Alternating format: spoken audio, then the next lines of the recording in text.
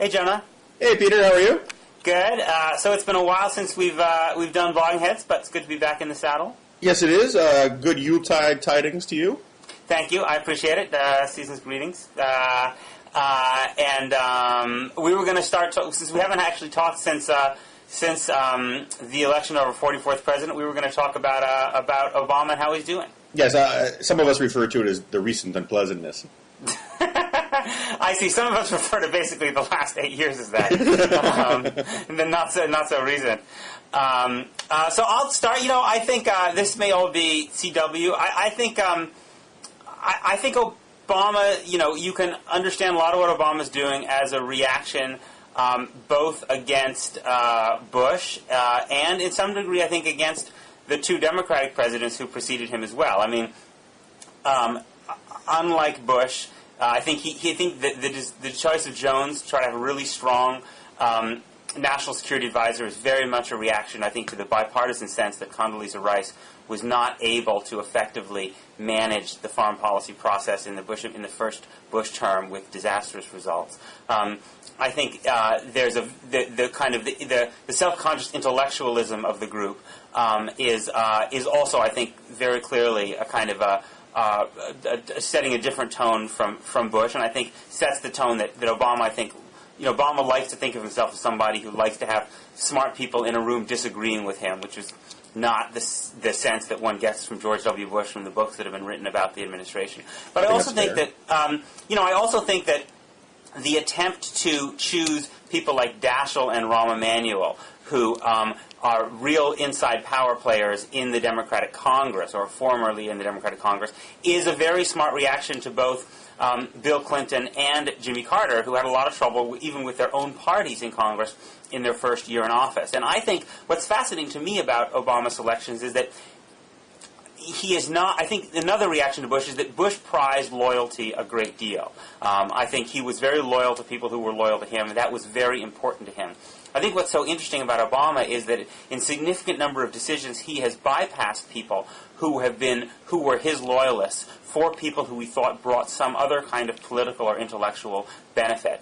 And I think that says something very intriguing about him. I think actually something generally pretty hopeful, because I think that one of the problems of the Bush administration, and not just the Bush administration, I think you saw this with Johnson's administration and others, is an excessive focus on loyalty, which doesn't end up rewarding the right kind of people. I think what's interesting about Obama is he has not made loyalty to him the most important criteria in his selections.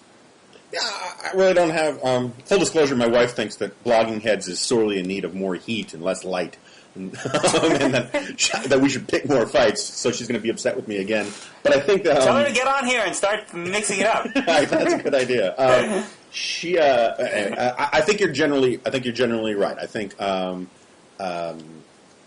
Obama's picks, look, they're a lot better.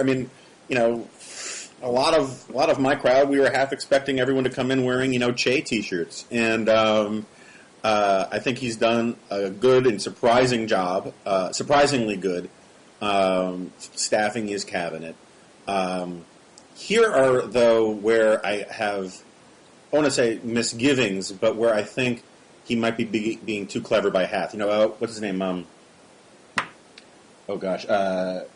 Richard Epstein at University of Chicago. He had an interesting line about Obama's cabinet, which he said, they're all really, really smart people, but they're such self-styled intellectuals.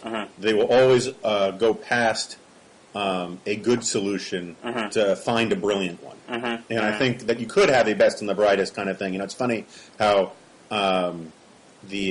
everyone keeps referring to the best and the brightest and the whiz kids, and they never seem to really sort of acknowledge the point that book doesn't end well, and that there are real problems with the arrogance of intellect. I also think it's worth pointing out that pretty much correct me if I'm wrong about this, but at least in my memory, every new president's cabinet picks are generally greeted with praise. Bush's were in 2000. Clinton's were in 92, with the exception of his, botched attorney general stuff. Reagan's were. There's always this sort of, gosh, isn't it exciting to have a new cast come in feeling to a lot of this. But But more importantly, I think there's a real... Yes, although I think as you acknowledge, though, there often are marred by a scandal or two where you have to... And so we did... it's, again, amazing that Obama hasn't had that. Because even Bush, remember, had that Linda Chavez thing, which was, kind of Zoe Bear thing. So this has become kind of, standard that you have one or two of these things. But it's interesting that Obama hasn't had even one. Yeah, no, I think that's right, although there's still time. Who knows what's going to happen with Rahm Emanuel and Blagojevich. But generally, no, I think you're generally right. I think the real problem, though, is I think there's a real hubris to this. I agree with you that, a problem with the Bush administration was its excessive focus on loyalty, that I think that stemmed from one of the more examined aspects of Bush's biography, which is his role as the political enforcer for his dad's administration. Yeah, absolutely. His relationship with Sununu, he really didn't like people he thought were just loyal to his dad. Yeah. Right, and I think that informed a great deal of his political vision. Yeah. That said, you get a slight whiff of generals fighting the last war out of Obama's cabinet staffing. He doesn't want to repeat the mistakes of Bush, but he was never destined to repeat Bush's mistakes. So the idea of, I understand the optics, the sort of the appearance issue of embracing all of this, all these eggheads and all of it, this kind of thing as a break with the past. But he was already a break with the past, and the idea that he was going to make the same mistakes Bush did. Is sort of ludicrous on its face. I think even Obama's biggest fans can grasp that. And so this idea of sort of picking the apples to Bush's oranges is more backward looking than I think people realize. And this whole team of rivals nonsense that people have been quoting. I mean, I think it's a really bad analogy because the team of rivals things didn't work, as far as I understand it, all that well for Lincoln in the first place. Yeah. And if you think that it matters, if the issue is people disagreeing with you in the room is what it means to be a great president or a intellectually secure president. I think that too has sort of a comic book version of what government is about. Colin Powell was a good soldier to Bush and quite a loyalist, but at the same time, he undermined Bush with leaks and all of the rest from the State Department. The idea that somehow Hillary Clinton is less inclined to do that sort of thing strikes me as kind of ludicrous. And simply because it shows what a self-assured guy Obama is to pick this rival. In no way makes me less confident that Hillary Clinton will pursue an agenda that's good for her and the Clintons 2 years from now. Moreover, Iraq may have been the central issue of the campaign, and it may be the central reason why Obama is president of the United States, but I don't think it's going to dominate politics going forward. And the whole concept of personnel as policy says it's not so much to deal with the known problem, it's to deal with the unknown problem. And if Obama is as left-wing as some of his people hope he is, to go into a new problem like the Mumbai massacres, or whatever the next one is, or the next 9/11, or the next problem in Afghanistan, to have a cabinet that is to your right on a whole bunch of things. If I were a real left-winger, I would be more chagrined by Obama's picks than they have been so far, because I think that as we did learn from the Bush administration, your staff has an enormous deal to do with the filtering of information that makes it to the Oval Office. Yeah, and those people are going to have a filter that's different than Obama's own, and they're going to constrain the choices available to them. Well, perhaps. I mean, I guess I think that. I think Obama also, the choice of Gates, which is obviously kind of continuation with the end of the Bush administration, suggests, I think, that Obama recognizes that he may not be able to focus most of his attention on Iraq and on foreign policy at all because of how massive the economic problems are, and so that's why it's good to have a guy who's already in the Defense Department who can manage some kind of withdrawal from Iraq. In a more orderly way. It's true that Powell. My reading of the Bush administration is that Powell ended up getting into this vicious fight with Cheney and Rumsfeld. And that was all partly because the whole system was so dysfunctional. It was being played out to some degree in the press, whereas in fact, in reality, if you read the books that have come out about Bush, which I now have, I mean, you see that there was very, very little open discussion actually in Bush's presence. Powell really barely ever had the opportunity to basically say to Bush, look, I think this is really, I think this is a mistake. He was constantly getting blindsided by decisions that he wasn't able to argue against. I don't think that, so I think it's good to react against that. And I mean, the team of rivals thing only really is true for Hillary Clinton. And much to John Edwards' chagrin. Much to John Edwards' chagrin. And I think it's based on a shrewd assessment of the fact that ambitious politicians in your own party with a powerful power base have historically caused problems for presidents of their own party. John McCain caused some problems for George W. Bush early on. Ted Kennedy caused all kinds of problems for Jimmy Carter. You don't want a rival power center in your own party. The other parties' cause is difficult enough to deal with, and I think that she was the only person who would have potentially had that. Now, it wouldn't have been a problem if Obama had done well, but if Obama had stumbled, then she would have been in the natural position to kind of exploit that weakness. And I think now, basically, her success is his success, pretty much. It's really hard to have a successful Secretary of State in an unsuccessful administration. And I think in that regard, I mean, this is pretty much the conventional analysis, but I think it makes a lot of sense. I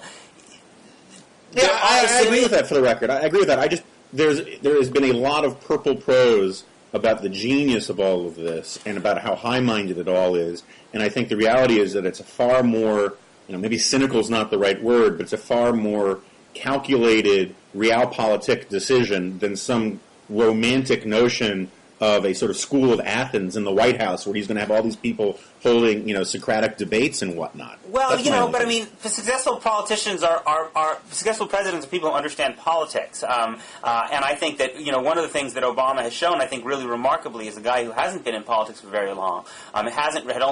Is in some ways, I think, how sophisticated and shrewd he's been in terms of understanding the way power is deployed. I think on the merits, I also think Hillary Clinton certainly is not only is good, but probably better than John Kerry or Bill. I mean, if you look at the other names that were being floated out there, I think even on the substance, I think she probably is better than them. On the question of the liberal blogosphere, if you look at the agenda that Obama is pushing, it's true he may delay the expiring of the Bush tax cuts, and it's true he may delay to some degree, the withdrawal of Iraq, although that's hardly news. I mean, he was been signaling that for a long time.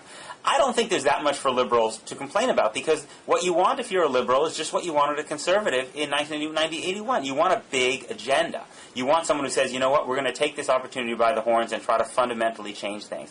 And if you look at the size of the stimulus numbers being floated, plus how serious he seems about health care, plus how serious he seems about the whole environmental energy thing, that is a massive, massive agenda. I mean, that's a big, big, fundamental, historic shift. On foreign policy, it's more ambiguous. But if I had to guess, my guess is they will go hard after a deal with Iran, which would also be a very bold, very ambitious move in foreign policy. So I think that Obama's put in place people like Gates and Jones and these economists who have the best shot of getting that agenda through. So I don't really see what there is to complain about particularly. Well, I mean, as you say, successful presidents understand politics. There aren't a lot of self-styled progressives or leftists or whatever in this administration. And again, look, I'm perfectly happy given the alternatives. Not perfectly happy, but quite pleased given the alternatives. But if let's say this was a Republican administration and you had no sort of movement. Base of the party, Republican conservatives in the cabinet, we would be very upset. And I find it very hard to imagine. I find it very hard to imagine that we would be entirely placated with the argument that, oh well, look, Christy Todd Whitman and Richard Cohen or William Cohen and Warren Rudman, these guys really understand the system and they are going to be incredibly useful in implementing the president's agenda. We wouldn't be sold with that argument, and I don't blame. I'm not saying that there should be an automatic, abandonment of Obama even before he's inaugurated or anything like that. But if I were the guys at The Nation, if I were the guys at the American Prospect or something like that, I would be but I think you have to. I don't think that these terms, left and right, progressive and liberal, add very much value divorced from the specific kind of issues you're talking about. And so, where are the debates on which these Obama appointments are at variance with the liberal base? On the size of the stimulus, which would arguably, you could say, the biggest, the big debates seem to me are a really big stimulus or a medium-sized stimulus. Do you really push full square on health care? And it seems to me on those two debates, it seems to me clearly moved in the liberal direction. Now, maybe the press, maybe on climate change, we'll see. We'll see whether they push as hard for a cap and trade, and if it's a cap and trade kind of thing that the progressives really like. But I think the center of gravity in the Democratic Party has moved to the left in a way such that people like Summers and Rubin proteges are basically on a lot of these issues very ambitious in the same way that progressive bloggers are. Now, there may still be a difference on free trade. I don't think that's going to have the salience at the beginning but if I had to guess, I would guess that if there's a difference between Obama and if these guys reflect a certain predisposition on trade, it may be that that's really where Obama himself is. And on foreign policy, if you look at Gates and even Jones and what they've said about Guantanamo Bay and what they've said about Iran and basically their predispositions about Iraq, I don't see those as terribly different from where the liberal base is. So I guess what I'm trying to say is I think there has been a bit of an ideological convergence between the liberal blogosphere and the kind of mainstream of the Democratic Party since the 1990s, and that's why I don't feel that the divisions are really as sharp as they're sometimes being portrayed to be. Oh no, I think that's all true. I think it's just as a side note. I think it's interesting how you're talking. You basically, and you've done this before. You use the left-wing blogosphere as wholly and completely interchangeable with what we used to call the left.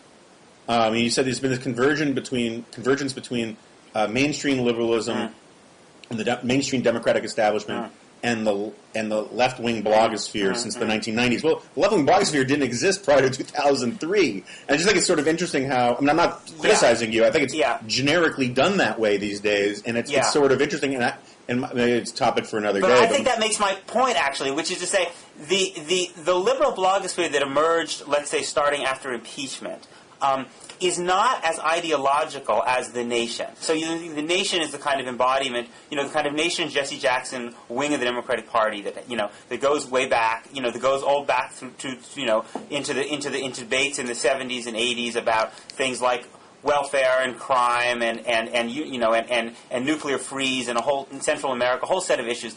Those people, the liberal blogosphere is much more, those people were always not sure whether they wanted to be inside the Democratic Party or outside the Democratic Party. Whether they wanted to support Ralph Nader types, whether they wanted to flirt with the Green Party, as the Nation often has. They saw themselves as somewhat outside the system. What's striking about the liberal blogosphere is it sees itself completely inside the system, inside the Democratic Party, and it is often more interested in winning elections, in the mechanics of campaigns and elections, than it is in ideological purity. And I think that's part of the reason that I don't think that the gap is as large. Which is to say, I think the gap is probably larger with The Nation than it is with Daily Kos. No, I think you're probably right. We've talked about this before about how how the obsession with winning and power has sort of supplanted a lot of the old doctrinal arguments. But all I would sort of put forward is that there's a sort of a tension between your two positions on this. When you said, which was what I was trying to get at when I pointed out how you said that good presidents, successful presidents, understand politics.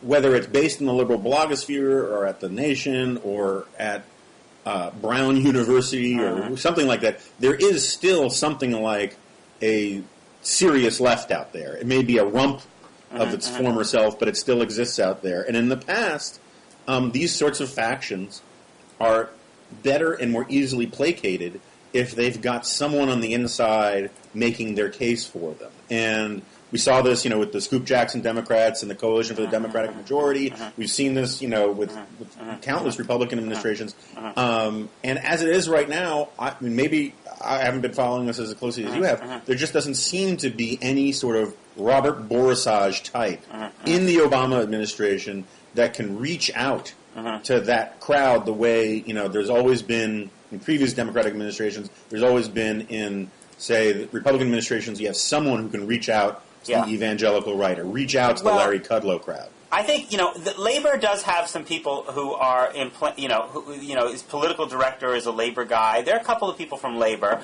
but again, one of the things that there's a certain kind of elephant in the room here, which is in some ways the most important, largest bloc in the Democratic Party that is African Americans. And so, they're taken care of. They have, they've done pretty well. So, you've got feminists and women. I think Hillary Clinton is helped. So there are a lot of women in top positions. There've been talk about whether there are enough Hispanics, and there may be a little bit of grumbling amongst Hispanics. They didn't get a top-level appointee. I think Obama would be really shrewd to choose an Hispanic Supreme Court nominee to try to lock down that a little bit. But I think the fact that you have an African-American president just changes the ballgame in a lot of ways. And I think the other thing is, in the same way that Bush, because of his close personal affiliation with evangelicals, I think that many people thought that he was their guy in the White House. No, that's true. I think the other thing... But Bush picked Ashcroft, which... Yes, that's true. Bush settled all of that.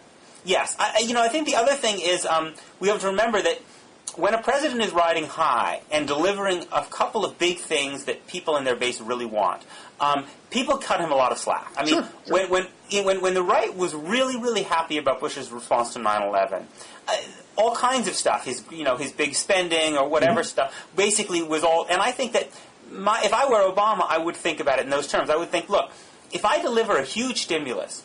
Which is going to, the 21st century, WPA, whatever, New Deal, plus I get health care, which is basically something that every Democrat has tried to do and failed, then, you know what, then you could quibble with me on the small stuff, guys, but basically, you'd be so fat and happy that, and I think that's probably usually true. People start quibbling about stuff when they don't feel like there's some big central thing that the guy has done for you. Yeah, but Peter, those are two enormous ifs.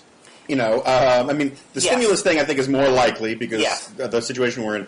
But the idea that he's going to deliver, it's sort of like that old Steve Martin routine, first get $1 million. First deliver epical, sweeping, once in a century change, and then they'll come along with you on your personnel hirings. That's right. No, if he fails, we saw this with the Clinton administration. The Clinton administration was never the same once they failed on health care. If he fails on health, I think that the stars are much, much more aligned now than they were in 1993. Sure. I think he's got a much better chance. But if he fails, I think you're right. Then I think that is a huge, huge blow. The other thing I would just point out very quickly is and I know we've been around the horn on this all a bunch of times, but just as sort of a cultural thing, for want of a better, a sociological thing, when you sort of go into this thing about how, the real base of the left, the ideological, when we were talking about the ideological base and the liberal blogosphere versus the old sort of nation crowd and all that kind of stuff, you made a very good and I think absolutely correct point, which is that the real base is the African American base of the Democratic Party, and then went into thinking about the feminists and the Latinos and all that kind of stuff. And as a conservative, I'm perfectly willing to concede that, conservatism is not totally bereft of something that passes for identity politics. But I just aesthetically, culturally, sort of vibrationally, I just find it so unpalatable. I would find it so difficult to be a liberal and argue about politics in terms of crass, pleasing ethnic and demographic constituencies like that. That you can use words like black, Hispanic, and woman as better ideological markers for intellectual debates and ideological factions. It is culturally unappealing to me. Well, but the flip side is the Democratic Party is a much more diverse place in the Republican Party, which is to say... Coalitional, yeah, sure, okay. Sure. Yeah, so I mean, and the policy elite in the Democratic Party is much more diverse. So when you're just choosing meritocratically the best people for whatever, it's going to be a more diverse group. Now, that's not to say that the presidents like Clinton and Obama don't carefully try to make sure they have their numbers of people. But I actually find, for me, what becomes really painful is watching Republicans try to be genuinely multicultural and now going nuts about the fact that they got some Vietnamese guy who won an election in Louisiana. Good for them. But it's because they have so few of those people that basically I find their process of trying to become multicultural as much more painful and often in some ways much less meritocratic because they just don't have a bench of people to kind of call on. But actually, at least post-Bush, I think the expectation is that Republican administrations have to be close to as diverse ethnically, racially, and gender as Democratic ones do now. Yes, but I think there's a lot of just nonsense in there. You're right that the Democratic Party is more diverse if you're going by skin color and the allocation of vowels in last names and the like. And it's not, in terms of political positions, it is more diverse in terms of gender as well. Now, but to me, and I would think according to liberals, you're the whole Parliament of Man, crowd and all that. You would think that would be considered as, from the high-minded intellectual bastions such as blogging heads, you would think that you would give more space to that stuff, to the idea that stuff is epiphenomenal and superficial, and yet. The diversity that you speak of is almost entirely superficial in these ways, except for this idea that there's this iron cage of identity, and that there are real differences between blacks and Hispanics and women that are legitimate stand-ins for ideological positions. For the conservatives, there are very few people, including I would assume this Gao guy from Louisiana, who's actually arguing for the Vietnamese, the Vietnamese American worldview in the Republican Party. There's Bobby Jindal isn't making arguments based upon an ethnic constituency, and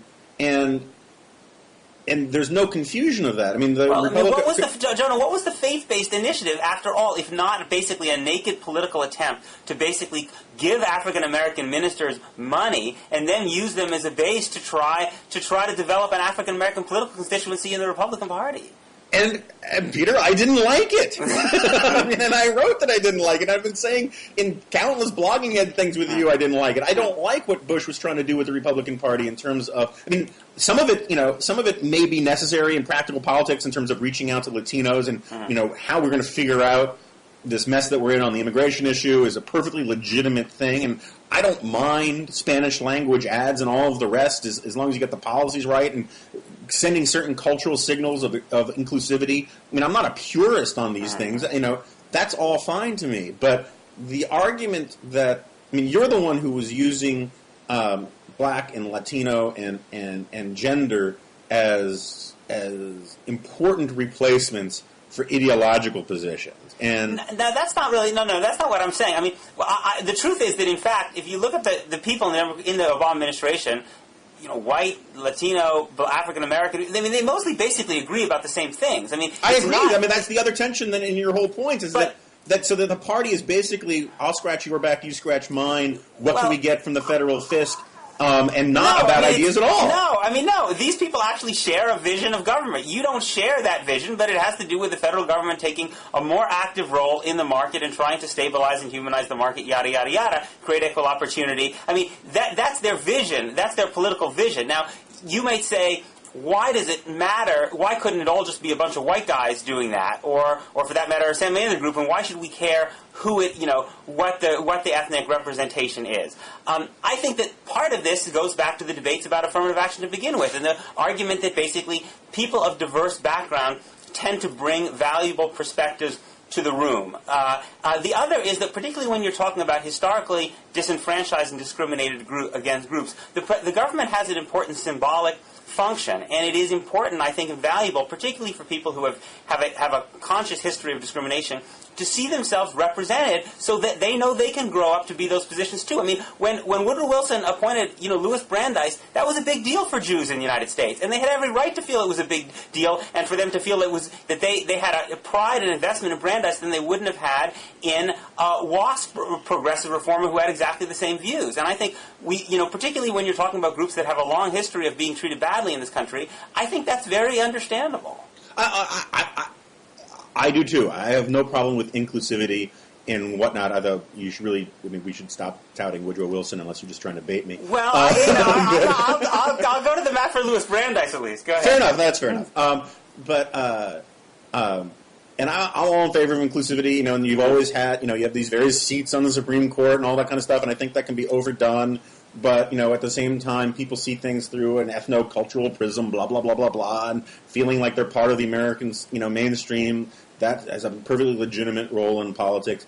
But elevating it from a simple human area of practical politics to a profound ideological agenda, which you certainly have among the academic left. I mean, these arguments about, whether, pitting, race and gender and capitalism and all this stuff about whether or not you can ever escape from your identity, your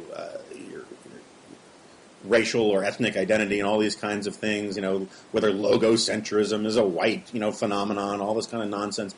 That is what I find unpleasant. I also find simply unpleasant, which is my only basic point, which was that I would find it very difficult to live in a party that elevates these arguments about which hue of American is going to get this position because that is so important rather than anything else. And the transformation that we began this conversation in some ways, or the midpoint of this conversation, was about how the Democratic Party has become so unified in its desire for power and that everyone is basically on board and there isn't really this left that is outside the tent anymore because the liberal blogosphere is much more committed to the Democratic Party and blah, blah, blah, blah, blah.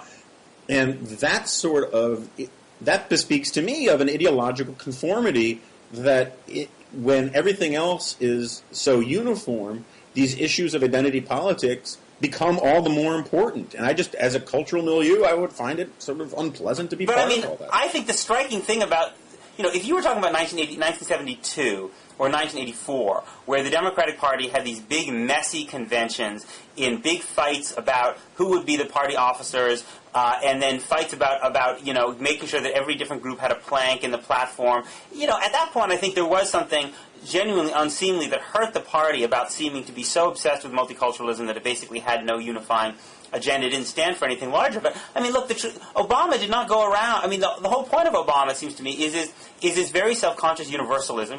He never tried to talk about himself as an African-American candidate for president. And I think, in a way, they've tried to make sure that they have a few Hispanics in some positions, which is just politics, basically. But in reality, I don't think that, whatever's going on in the academic left, I don't see the Obama administration and the people around them spending most of their time, saying that these identity questions are the most important thing. Mostly what they're saying is, how do we get this really, really big agenda through that changes the kind of terms of political debate? And so I don't necessarily, I just don't kind of, as someone who's, I guess, closer to the Democratic Party orbit than you, I don't feel this kind of oppressive sense of being weighed down by multiculturalism that you seem to perceive. Well, in terms of the Obama administration, I think you're largely right. The only reason I brought it up is because you were talking about it. And it seems to me that, in 72, all of that stuff, the McGovern rules and all that kind of stuff, in which, Jesse Jackson gets seated or Daley gets seated, all that kind of stuff. The reason why that seems so unpleasant in the back, in hindsight, is because there was really real and profound disagreement about it. Now, the McGovern rules have won out completely, and they are just taken as sort of dogma and run-of-the-mill organization of party politics. I remember a prominent Democrat once telling me how there's a standard. First of all, the Democratic Party, with the exception of the newspaper industry, probably has the most rigid affirmative action and racial quota rules of any major institution in America. And I remember one friend of mine who was a prominent Democratic bigwig, was telling me how if you hire a Hispanic for a position in the Democratic Party, you actually have to hire 3 Hispanics because there are, a Mexican American has to get the job, a Puerto Rican American has to get a job, and a Cuban American has to get a job, all of equal rank. Otherwise, each faction will be upset. The other 2 factions will be upset. And I don't know if that rule is written or unwritten or whatever, but or if it's even still extant, but it was 5 years ago. And I just find I would find that kind of thing exhausting. I'm not. Yeah, but let's not pretend also that this is a new. I mean, ethnic politics is a long history in the United States. I know. It had to do with appealing, making sure Germans felt. This is what this is politics about getting votes. So is it the most edifying thing? No, but I think that the truth of the matter is, to the degree the Republican Party wants to get votes, wants to play in some of these groups as they have to, they're going to have to do the same thing. I agree. They're going to have to do a lot of it. I don't dispute that. And they do a lot of that at the grassroots level. There are places where, certain ethnicities are attached to the Republican Party and certain places they're not because of the diligent work at the grassroots level, blah, blah, blah, blah, blah. That's all fine. To a certain extent, it really doesn't bother me if it's just a matter of practical politics and all of the rest. And maybe the thing is, you're right, maybe for someone like me who is outside of your tent looking in, these distinctions between the sort of hard academic identity politics crowd and the sort of Blagojevich pay-to-play, machine politics world where this is just what you have to do, to me, one provides the intellectual rationalization of the other. And maybe you don't see it that way because that's not how it's actually lived. But from someone outside of the tent looking in, that's the way it seems to me. Well, maybe Rob Blagojevich will go and become a professor at Kenyon College, and then we can see how comfortable he and the academic left actually feel with one another. Should we do a little bailout stuff, or what? Yeah, what are you thinking? Sure. I don't know. I'm generally in favor of big stimulus. On the auto bailout, I find it kind of hard to get. Somehow, I find it strangely hard to get worked up. I feel like in normal economic times, I feel like you would let these guys kind of go into bankruptcy. But I kind of am sympathetic to the argument that basically. We're not in normal times. We're potentially, in an incredibly deep recession, and you need to try to avoid things that are going to dramatically exacerbate that. That's why I think Obama was probably right to delay raising the income taxes, because basically you don't want to do anything that is basically that is anti-stimulatory at this point. And I just worry that at this particular point, as opposed to in a normal economic time, basically letting these guys go into bankruptcy and basically flooding the upper Midwest, which is already just an absolute disaster zone with vast new numbers of unemployment, and, laid off people and people who would foreclose on their homes. It just seems to me to be sending this economy would be sending us further in the wrong direction. Yeah, I think there's a lot of merit there. I think there's this funny disconnect. If the big three go under, and technically, that's one of these stolen bases you hear a lot. Is we're talking about them going under, and bankruptcy is not going under. Yeah, there's a debate about whether they could. There's a debate about all what they. I understand, but but as a generic proposition, yes. Very few people are arguing, "Oh, let's just close down all 3 auto companies." Yes. There is still a disconnect in that, if, say we don't bail them out and 500,000 or 1 million auto workers are laid off or let go, 2 months from now, if you did some sort of stimulus that rehired 500,000 or 1 million auto workers, it's a huge success, blah, blah, blah. So I can certainly see the logic from a policymaker's perspective of saying, let's not throw gasoline on the fire and let's keep these things afloat. I also understand, the rank political, legacy concerns from the Bush White House of just trying to kick the can down the road. Sure. And, these guys got, 30, 60 days left, 55 days. I wouldn't want to be, go out on the note of closing down the auto industry. At least if you kick the can down the road, it's Obama's problem. It's what Obama wants Bush to do anyway.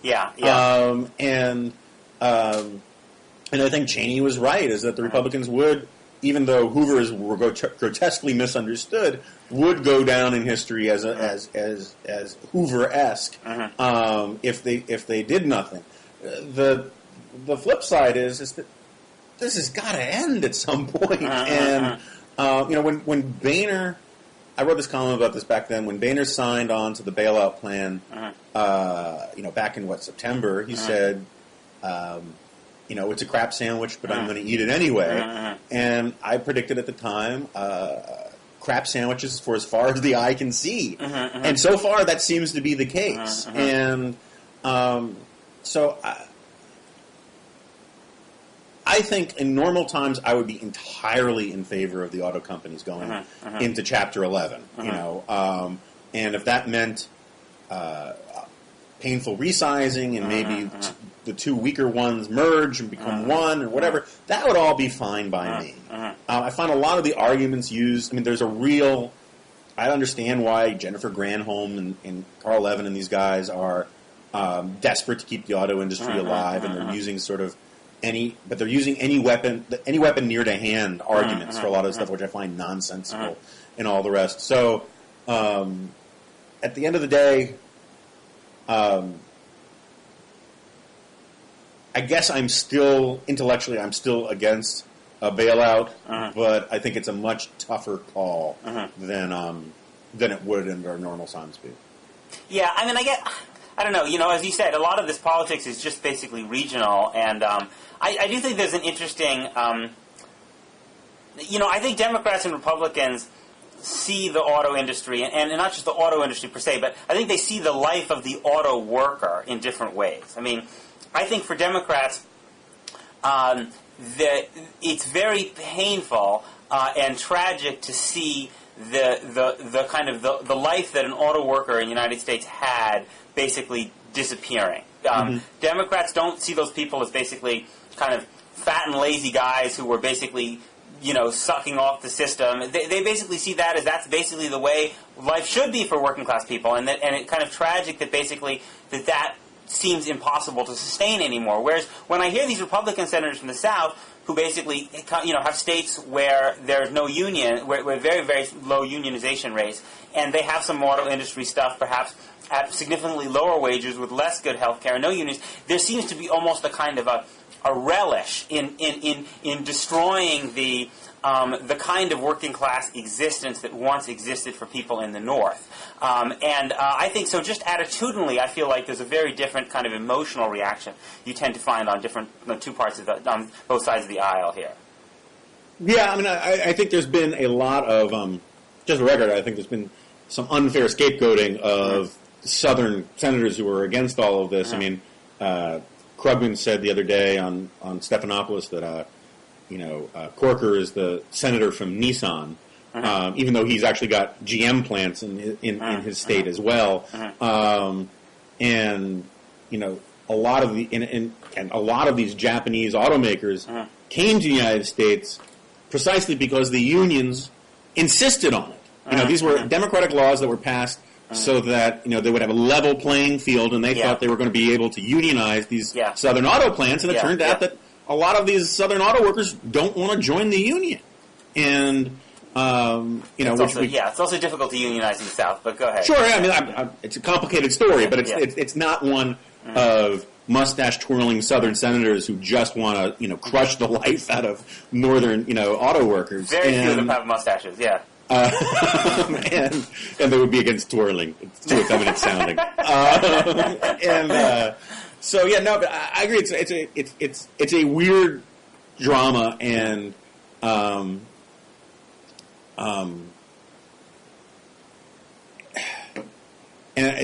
I can understand the real frustration from the auto industry and from sort of upper Midwest blue collar guys who don't appreciate these sort of finely hued and intellectual arguments for bailing out all these Wall Street firms, who they just see as other businesses, and they don't understand this utility argument that that if you don't have a ready supply of capital, no business works. And I'm very sympathetic to that argument, even though I can't stand a lot of the Wall Street bailout stuff. But it's just deadly poisonous politics, and my guess is it may even be happening today. I saw something with the TV on mute earlier about some noise from the White House. this may all be settled by the time this airs. So Yeah, maybe we shouldn't yeah. get too deep in the weeds on it. Well, let me before we go, let me ask you one last question. What is for prediction? What is the thing? I mean, right now it seems to me you have a situation where conservatives, pleasantly surprised by Obama. Obviously, don't love him like liberals. Wouldn't have voted for him, but haven't really gotten their dander up. But you guys will. Sure. So the question is, what's going to do it? What is going to be the thing that Obama does that all of a sudden conservatives say, by golly, time to go on the warpath? Card check is one. I think that everyone That'll has be an got. interesting decision. Yeah, I mean, everyone has got their arguments ready. The Chamber of Commerce crowd is would go to the mattresses on that. Yeah. And but the truly explosive one, which I don't think is going to happen, is it would be fairness doctrine. I mean, you would just see, all of talk radio go nuts. Sales of my book would go through the roof, and it would be an enormous big deal on the right. Those two more conventional ones would be healthcare, but that's sort of a slow burn fight. That is not a sort of flip the safeties on your your rifles kind of thing. And then some, conceivably something on foreign policy. If day one he closing Guantanamo. I don't think so. I mean, there were enough Republicans, including Bush, who said that the goal was to close the place. I think the investment in it depends. I think what could do it is if you saw something like, remember the whole thing with Jimmy Carter. And I'm just thinking out loud here, but you remember that whole thing, that reason why Clinton always hated Carter was because of the Mariel boatlift refugees from Cuba. If it depends, the only way I think Gitmo could really set off a firestorm on the right is if Obama did something really foolish with the detainees who are in there. Maybe just move them all to states that voted against him. Yeah, something like something like that, or buy a house next to Bush's new place in Texas. But something crazy like that, or signing a deal with Iran. But again, I haven't thought about it too much. But definitely fairness doctrine, and to a lesser extent, card check. Would really set everybody off. Yeah. Well, the card check one is going to be really interesting. I think a lot. We'll learn a lot about Obama, and I mean, I like card check, but because your commitment to the secret ballot has always been so weak. I will ignore that gratuitous slap, but I think that'll be a very revealing choice. That'll be one of the really interesting ones to watch. I agree. Yeah. All right, my friend. It was good to chat. Yes. And I'll talk to you soon. Take care.